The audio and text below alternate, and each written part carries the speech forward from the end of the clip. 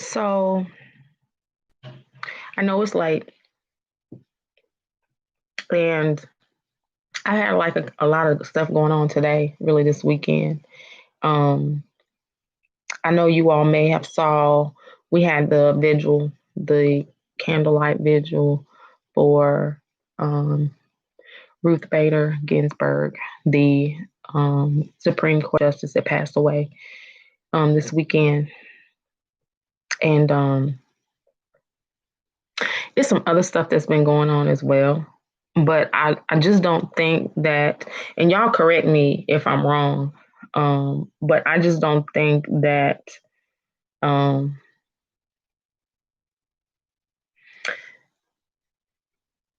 I don't think the gravity of her death is really understood in um, in the Black community or in the young people, like youth community. I don't think. Um, hey cousin, how you doing? Hey Mon, thanks for chiming in, watching. I appreciate your support. I guess let me preference this by saying I have a lot to talk about, but I'm not going to be on here long because it's gotten so late. So we're going to wrap this up.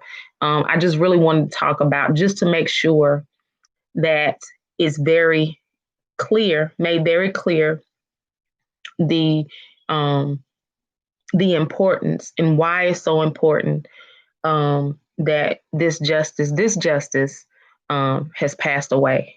For one, her views as being progressive with women, gender rights, and of course, the abortion rights and just things in general that she's done for women. Um, you know, serving as long as she served and going through what she's went through. But the issue is right. So the issue is um, the Mitch McConnell, who is in Congress. He's um, the head, right? And he's the one that's going um, to nominate someone to replace her. The Democratic Party does not. They don't have the majority. Republican Party is the majority, and so in the Senate. And so what happens is they pretty much control who gets that seat. Now, President says that if a Supreme Court justice dies in the fourth year of the president's um, his last year while he's in office, then wait until the next president is elected, right? That's the precedent that was set. That's what you keep hearing those sound bites in 2016 or whenever that was, when Lindsey Graham said, "You can use my words against me." This is what I'm saying. I'm saying that if this scenario is set up and the person who is in office is a different party from, the president, then we're going to wait. We're going to wait until after the next election to allow the voice of the people to be heard. Well, that's not what they're doing. And that's not what they're doing because, of course, President Trump, he likes to be known for certain things and he wants to get his name out there. He likes doing, grand old things, like things he's never done before. But I have to give it to the Republican Party. They have done a great job with appointing federal judges. I think they've appointed over 100 and something federal judges since Trump got into office. But it wasn't like that when Obama was in office. Mitch McConnell blocked a lot of stuff, and see, a lot of our people, they don't even understand what that means, what it has to do with them. But if they understand, the law and criminal law and federal law and stuff like that, when you go to jail and all that stuff, it makes a difference. It's really one of the reasons why the criminal justice system is still able to perpetuate the grievous crimes they do, the inequitable treatment that they give us because of the judges that are in on these seats, right? Um, so anyway, um, it's something that I guess the Democratic Party, Black people, our Black agenda, our whatever we push, we just never really pushed for judges like that. And the only person that ever really like put it plain view in my face like that was Dr. Claude Anderson, and I'm trying to finish reading his book now. It's called Powernomics, and so he is the only one that really broke it down to me and really let me understand how this government thing works. And one of the things that has worked against us in government is we'll say, well, my vote doesn't count, or I vote and it doesn't seem to work, or that doesn't affect me, or, I don't get involved in politics. That's what I hear all the time. And it's not just like young people. I hear it from my age people. My age, I'm 45, just in case y'all want to know. My age people is 45. And then from 45 to 25, I hear it. I don't do that. I don't do politics. I don't get involved. And so what happens is, because we don't get involved in the process, we don't have a voice. And if we don't have a voice, we have to deal with what happens to us. And so there's so many things that are going on with her dying. This is some of the ramification of her passing right now. Okay, so let me try to break it down. So she's dead. They want to replace her before President Trump possibly gets elected out, right? So they're going to try to push a nominee through that's going to have conservative views, because technically they want to try to get rid of Roe versus Wade, which is the the legal case that came up before the Supreme Court that legalized abortion in America, right? Okay, so they say, okay, well, we want to get rid of that president, and so now we should have enough conservative judges on the Supreme Court to be able to get rid of that. Okay, but not even that. So that's bad, right? Because you want to take that away from women. But what I found out, I was reading a post by one of my friends. Her name is Tanya Todd. Thank you, Tanya, for putting that post out there. And I told her that I was going to reference this post. And it was talking about being a Christian. It was talking about that, how as evangelical Christians or white Christians or whoever, just, these extreme, I'll call them extreme Christians, right? That say that abortion rights and same-sex marriage are the sins that has caused America to be where it is today. Or like the top things, like why America's going, like God is judging us because of abortion and homosexual lifestyles or whatever, right? I hear it all the time, right?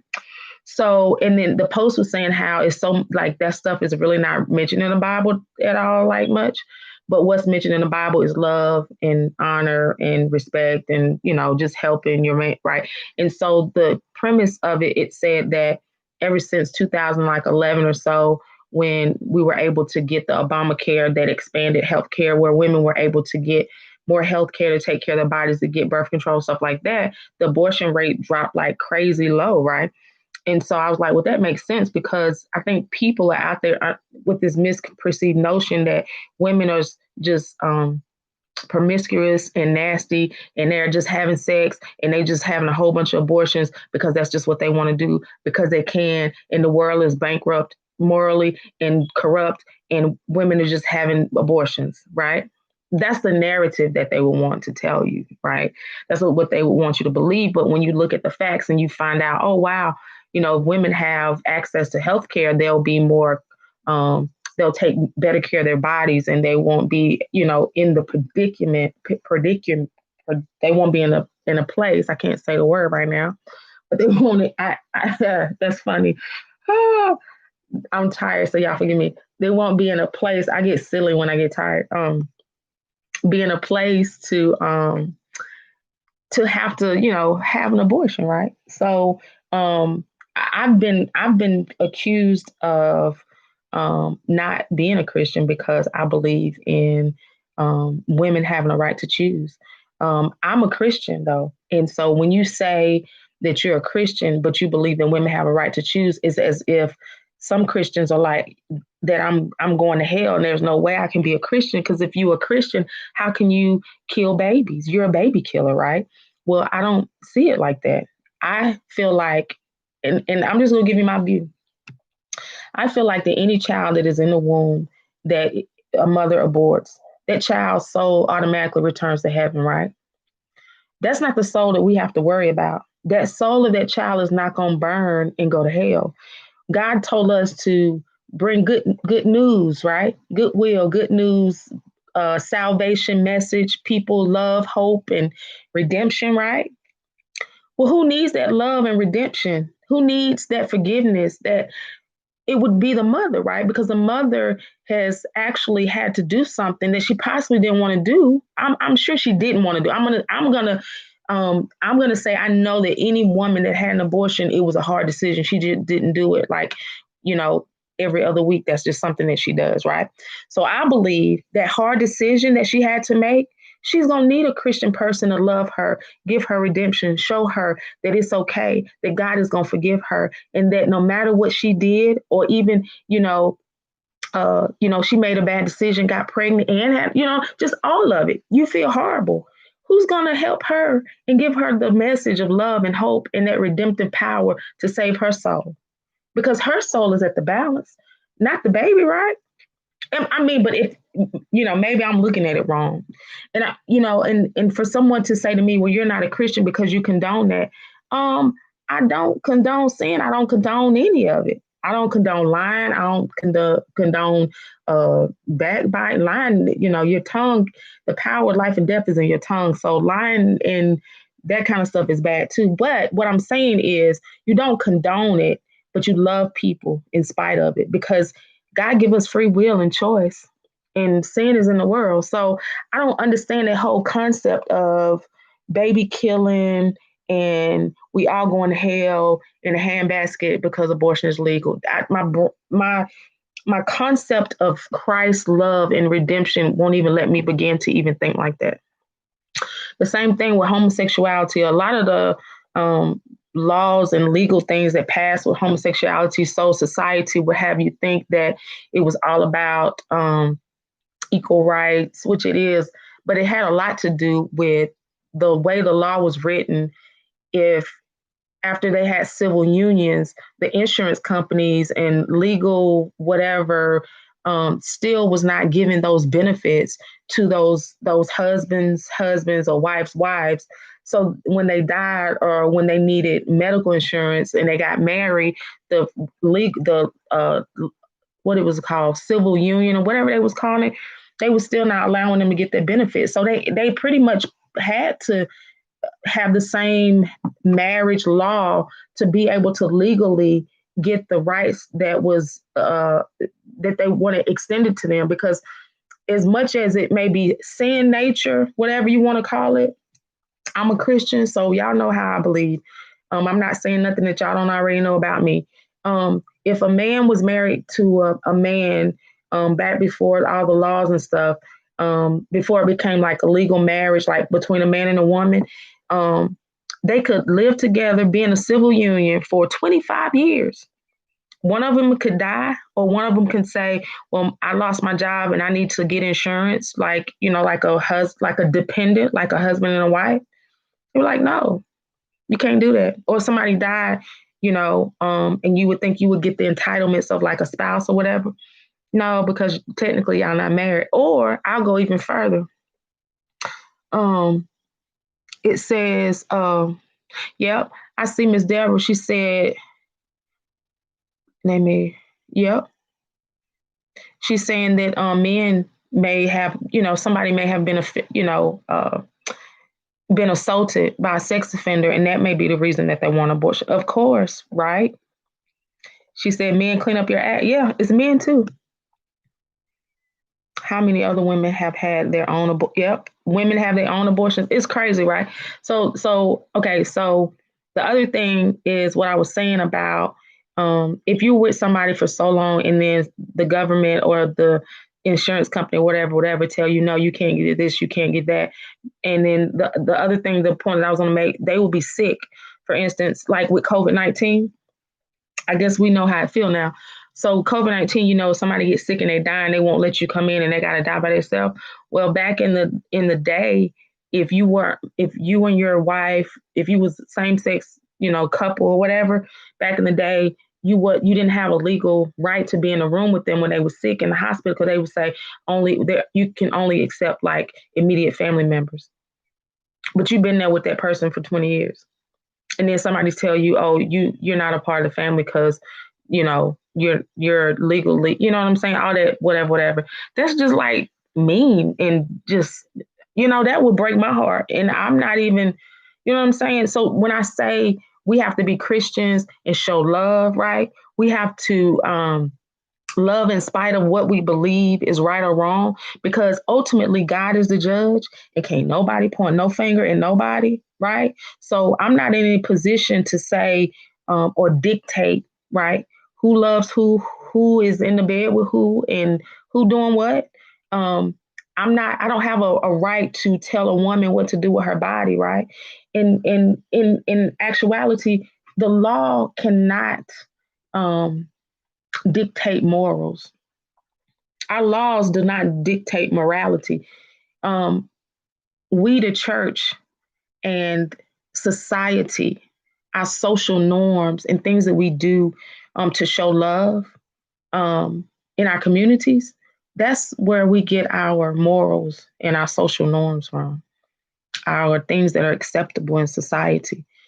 If your heart is rotten to the core, the law is not going to make your heart better. Only God can change your heart. But how can God change your heart? What are Christians there to show love?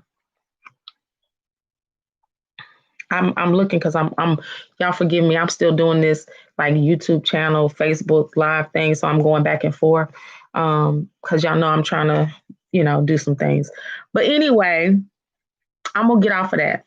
And I'm gonna go back to um why it's so important that the Supreme Court Justice, the Notorious RBG, is gone. So there was the Obamacare that went to the court, some federal court, to because President Trump wants to get rid of the Obamacare. He wants to wipe it out. So the court said that it was unconstitutional or whatever for you to require people to purchase healthcare insurance. But he said, so now that was that. So they sent it up to the Supreme Court. Well, the Supreme Court is supposed to hear that in November, right? So the problem is right now, the court, I think, is kind of split half and half. Like there's 8 people on there. You have like 8 conservative judges and then 8 progressive, like more Democrat and Republican. They're not supposed to, but their views are like more conservative and liberal type. You know what I'm saying? Meaning you have a lot of when I say conservative, I mean um, pro-life. No, conservative is pro-life, meaning you don't get an abortion, and then the other one is pro pro-abortion, right? Okay, so it's kind of split half and half, right? Okay, so the problem is if they hear the case without a judge there and they split, then it automatically goes to the ruling of the lower court, which the lower court said that Obamacare was unconstitutional. So that means that a lot of people will lose their benefit of Obamacare and there won't be any more insurance for all those people who use it and it's good for. So that's going to be an issue. Um, so um, So Pastor Angie said we can't make nobody do anything. Be your brother's keeper. Yeah, you can't make anybody do anything. Only God can change the heart of man. We can only show them love. So people gonna do what they do anyway. So laws can't make anybody not do stuff. It's just what it is. You can try to deter, but what I wanted to say about the Obamacare is people say that it's illegal, right? Or they don't want to be forced to have to purchase health care because they feel like they don't need it. So for Obamacare to work, everybody has to have it, right? So the younger people who necessarily may not want it have to get it because it helps them to pay into a system that benefits everyone, right? So the problem that I have with that is, and I don't know about any other state, but I know in the state of South Carolina, you have to have automobile insurance to drive your car. So my thing is, if I have to have automobile insurance to drive my car, why wouldn't I have to have health insurance for living? Because anybody can have an accident anytime you need insurance. Anybody get sick at any time. You can be born sick. You should be required to have health insurance. Health insurance is a necessity. Automobile insurance, not so much, um, because it's required by law, and you'll go to jail, and they'll impound your car and all kind of stuff if you don't have automobile insurance. But health insurance is okay. We don't need it. Does that make sense to y'all? If it makes sense to you, can you come on live with me and explain it to me and all the people that's watching? Nobody watches me on YouTube, so I'm just kind of pre-recording it. I'll post it later on my channel. But yeah, I'm just saying, yes to automobile insurance. You have to have it in the state of South Carolina. If you don't have it, you go to jail. Health insurance is no big deal. You shouldn't be required. I think you should be required, but they're saying that you shouldn't be required to purchase something that you don't want to, because that's illegal and that goes against your rights. Because if that's the case, um, we should have a choice about automobile insurance or not, right?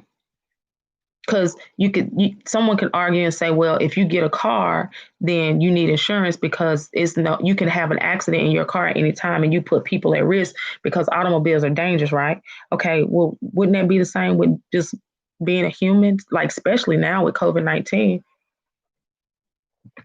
people get pregnant, have children, children have sicknesses, illnesses. I mean, you can just wake up one day and just get sick. You can wake up one day and get hit by a car, or get hit by I don't know, a tree, anything. I don't know. But at that point, you're going to need health insurance. And if you don't have it, then what do you do? Right. Exactly. I feel the same way. So I just feel like it should be required. And I don't think people think those things out. And then they'll say, well, how do you pay for it? And this and that. But we have plenty of money out there, and we have a lot of smart people to be able to pay for things. And we'll talk about finances and stuff at another time. But I just wanted to throw that out there. I hope y'all understood what I was saying about why it's so important for the Notorious RBG, Ruth Bader Ginsburg. She has a name that is not hard to pronounce, but if you say it fast, it kind of just gets you mixed up. But anyway, so I just wanted to explain that because I wanted y'all to understand why it's so important that we vote, right? That's really all this is about. Again, I want to tell you all that I am running for Anderson County School Board Trustee. I have posted my donate page on my website, which is TanyaWinbush.com. Go ahead and check it out for me, TanyaWinbush.com. Comment, tell me what you think. Go look at it. I'll be adding some more content very, very soon, but I did add my donate page. I'm going to need some signs to put up. So go ahead and hook a sister up.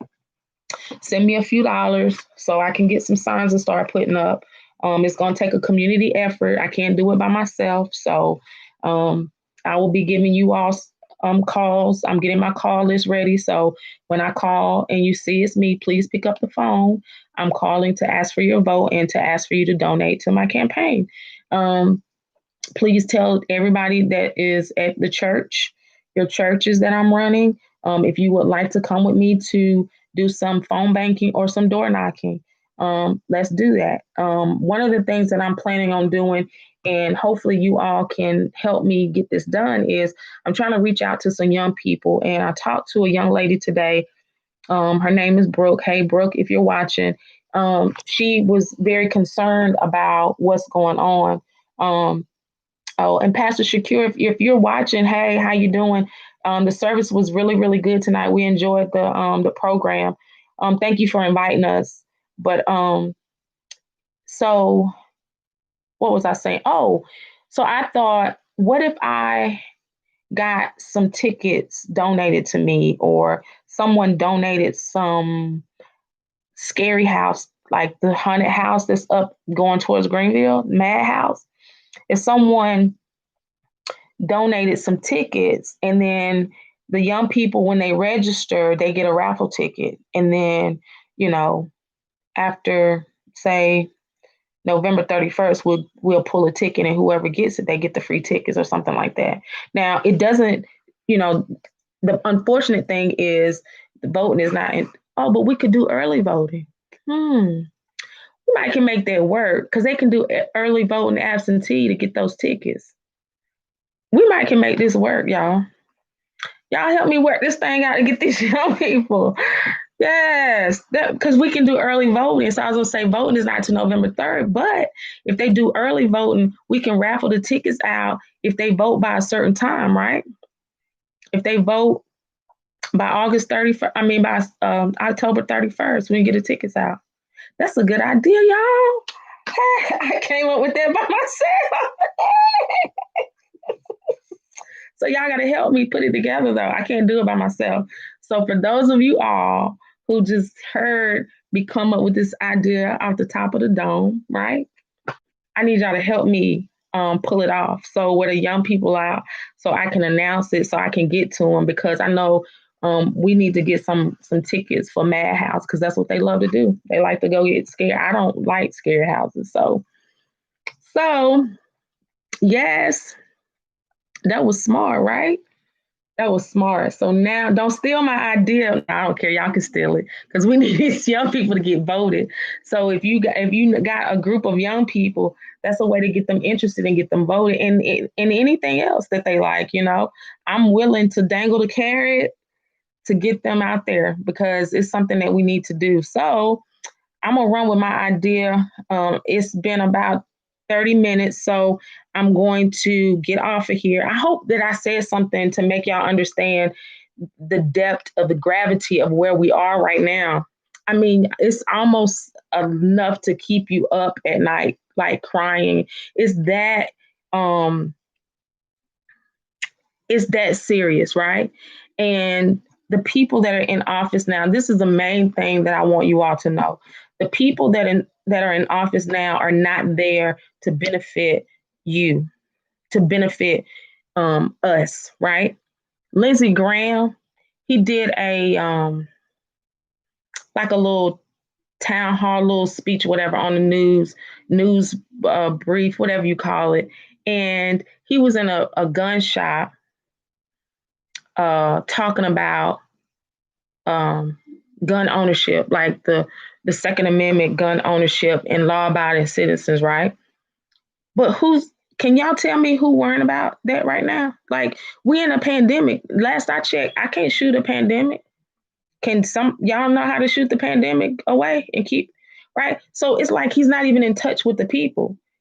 We're not worrying about gun ownership right now. He's like law-abiding citizens that own guns, and I'm like, okay, I'm a law-abiding citizen that own a gun, and I'm trying to understand where the threat is coming from. Somehow they're saying that all the Democrats are going to come and get all the guns, and that's not true. I don't feel that sense of urgency to say that's where we should be focusing all our attention on right now. We have a pandemic going on. We have school systems that are dilapidated. Our children are not being taught in an appropriate way. We have crime. We need to do criminal justice reform in South Carolina so bad. We have people in jail for long sentences for marijuana, but people are getting millions of dollars in other places like Colorado, California for marijuana use and having, like, we got so much work to do that I just don't think that we should be concerned with things that the majority of the people are not concerned with. And that's one of the things that I just feel like he's just off, and he hasn't done anything. Hey, Sean, could you tell us more about District 5 School Board? How many people make up the board, and how many seats are up for grab on it for November 2020 election? Okay, so I want to say that there are one, two, three, there are three or four seats that are up because they do it every 2 years. I don't have it in front of me, but my seat is the at-large seat. So that means that you have like, I don't have the information in front of me, but like you have area 4, area 3, and area 1 that's up for election this year. And in the next 2 years, it'll be the opposite ones. There were like seven, one, two, three. It may be 7 seats. I can't remember. You just threw me off, dropping off the dome. But yeah, I'll have the information for you. But it's like 7 seats. But it's only three. I want to say 3 or 4 seats that's up this year. That's including my seat, which is the at-large seat. So at-large means everybody in the school district 5 will be able to vote for me. Now, but your area, you also will have a seat in your area that's open. I want to say it's 1, 3, and 5, or 2, 4, and 6, or something like that. I'm not sure the numbers of the areas of the seats, but yeah, but we need. I need you all to, if you're in Anderson County School District 5 area, then you'll see my name on the ballot. If you go to the ballot box at your precinct on November 3rd and you tell them you want a straight ticket, they say when you say straight ticket, they highlight all the ones that are Democrat, or if you say I want a straight Republican ticket, they highlight all the candidates on the screen. They highlight what you request, but the tickets that are like the people who are nonpartisan, they won't be highlighted. So you'll have to go to the end of your ticket and make sure that you vote for the people that are not highlighted, which will be me. And I'm going to need y'all to make sure that y'all don't forget about me by asking for a straight ticket. So make sure y'all let everybody know that. But I'm just trying to read. Make sure I don't forget anybody. But yeah, so the closer we get, y'all, we only have like 2 more weeks to register people to vote. So now that I got that idea, I'm gonna try to run with it. I'm gonna try to get some people to donate some tickets, some Madhouse tickets, or donate some funds. If you know somebody that does the Madhouse thing and wouldn't mind donating some tickets to me to get some people registered to vote, I would enjoy it. Also, we need poll workers. We need people to volunteer at the voter registration office. I read that today. They're going to need people to start open envelopes and separating ballots so that they can start counting, counting ballots and stuff. So, let's see. Oh, she said special needs children in school. Yeah. Thank you, Sharia. Sharia. I'm sorry. It's Sharia. Clint Scales. We went to school together. That's Tony's cousin. But Sharia, you don't live in Anderson anymore, do you? I don't think you do. I think you in somewhere else, North Carolina or somewhere. But thank you for telling me good luck. But yeah, y'all tell everybody. I'm gonna get out of here. I appreciate y'all listening. I appreciate your support. If you have any ideas, if you want to get with me, we have volunteer hours at our new headquarters at the Anderson County Democratic Party. I actually am going to be at my office a lot more now, but being that I'm running, and my office is at the Dream Warehouse, so I'll be at 2200 South McDuffie. That's where I'll be. And I'll probably be there tomorrow. I'll probably try to be there tomorrow. And if anybody knows anybody, like I said, in reference to me getting some tickets, let me know. And if you can come up with any other ideas to help get young people registered, people, period. I mean, older people like to go to the scary house. So I just need us to get together, to get united, to get ready to vote. And we'll talk more about the ways you can vote. We can do the absentee in person or the absentee by mail. We'll talk about that another day. But I'm going to cut this off short because I'm sleepy. You can see, my eyes getting sleepy. So I'm going to bed, and I appreciate you all. Thank you so much for all you do. Somebody put something down there. Yes, the Dream Warehouse. That's where I'll be. It is 2200 South McDuffie Street. That's where I'll be tomorrow.